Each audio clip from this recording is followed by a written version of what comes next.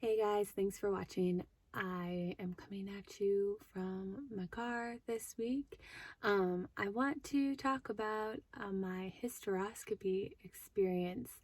Um, a couple weeks ago, I was doing an ultrasound monitoring visit for my fertility doctor, and they saw, kind of like an abnormal tissue mass area. Um, and then confirmed that with a saline sonogram. And so my doctor, he wanted to just confirm that there wasn't anything going on that would prevent implantation if and when we do the embryo transfer. So the doctor recommended doing a hysteroscopy. Um, so that's what we did. And I just kind of want to talk about what the experience of that is. First off, like I've mentioned, like insurance issues before, like there always seems to be like some weird things that happen with insurance. So a hysteroscopy is not really a fertility procedure, so they can bill it under a code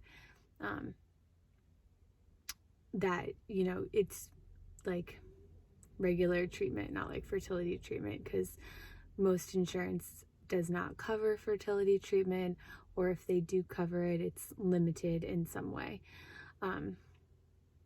which, that I think is stupid.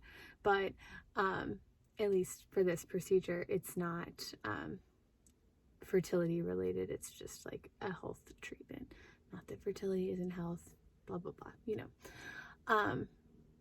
so that's good. But then, like, depending on the doctor's office, they bill it in different ways. Like mine did it within 3 chunks, like one for the surgery center, one for my doctor, and one for the anesthesiologist. So the surgery center is not affiliated with any insurance company. And then I tried to shop around like other places to do it, because it's like, this is kind of like a bigger healthcare argument, but it's hard to shop around healthcare. Like you have to be a patient somewhere to have access to the doctor. And then you have to, figure out if they do the procedure. And then even if they can possibly do it, like, are they any good at it? Like, because my doctor's like specifically a fertility doctor, so he knows what he's trying to do related to fertility. And if it was like, a doctor that does not specialize in fertility, like, would he do the procedure, he or she do the procedure in the same way? It's hard to tell. And then, after all of that, you figure out all that, like, do they take your insurance? Would they, like, would the cost end up being any different? So it's unfortunate that it's so hard to tell. Like, it's so hard for like the average person to be able to figure that out. And I mean, medical wise, I don't even consider myself the average person. Like, I've had a lot of different health stuff to go through, so I feel like I have more experience than most with dealing with doctors' offices, their billing, and insurance. So it's unfortunate that it's so difficult. Anyways, so that was part of my hysteroscopy experience. But then, like, the actual procedure was pretty easy. Like, it's a general anesthesia that they use. So you can't eat for a little while before the procedure, and then, afterwards you're just gonna feel weird. Like, they don't have to do the full breathing tube or anything like that. I think they put like a mask over my face to make sure that I had access to oxygen. But I don't really remember that part, because they had back in like the regular waiting area, once you get checked in and changed, the anesthesiologist gave me some medication to start the calm down, and then by the time I was in the room, like, I barely remember what went on. So I mean, I had my full like regular cloth face mask for COVID up until then, and then they said that they put a mask on after that. So procedure day was super simple. The doctor called my husband and told him, like, we got the tissue out. It looks like some adhesions. Adhesions is kind of like a doctor word that I don't really understand. And my philosophy on pretty much anything related to the fertility doctor is that I'm not going to go into a Google dark hole. Like, I'm just going to take his word for whatever goes on. Like, maybe at a different time I could go and Google this, but you know, this is already stressful enough, and life is stressful enough that on this, I'm just going to take the doctor's word for it that everything's good. And the doctor told this to me too, but you know, after anesthesia, you're only kind of there and remembering stuff. So I'm glad that he called my husband too. And then that gives my husband a chance to ask questions too, because my husband's more of a question asker than I am. And, you know, given that I had just woken up, I wasn't in the state to ask questions either. So it's good to not have to play telephone from what the doctor says to my husband. Like, my husband could just talk to the doctor.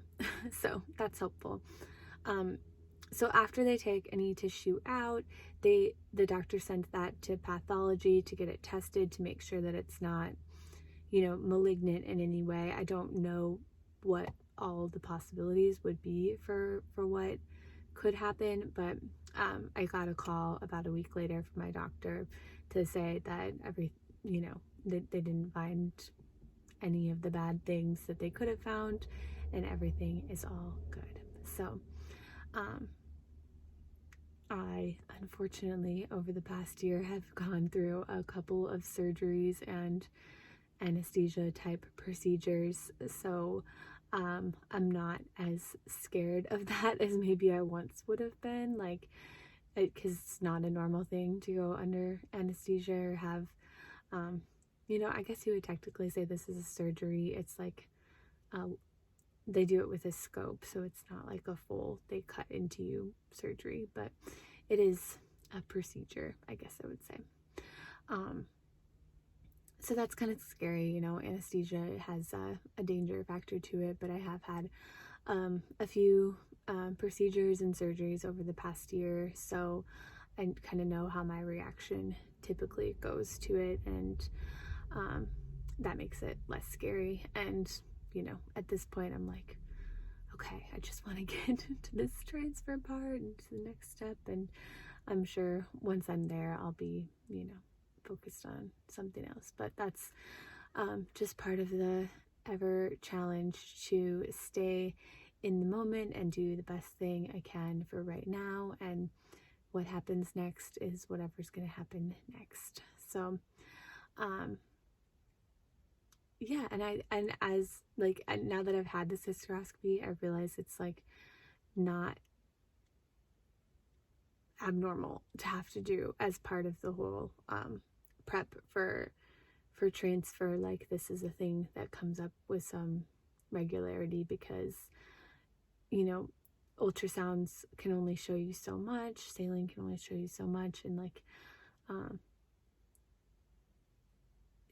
this is the procedure to figure out anything from there. And it's really good that fertility doctors do that, because there's a lot that could happen to prevent implantation, like whether it's these adhesions, a polyp, fibroids, like there's a bunch of stuff that it could be. So it'd be a shame to go through a whole transfer just to have this get in the way. So I just wanted to share my experience. If you have questions or comments or whatever, please feel free to comment below. If you'd rather reach out to me on Instagram, you could totally do that too. I have that info on my page. I'd appreciate if you could like and subscribe. I will see you next week.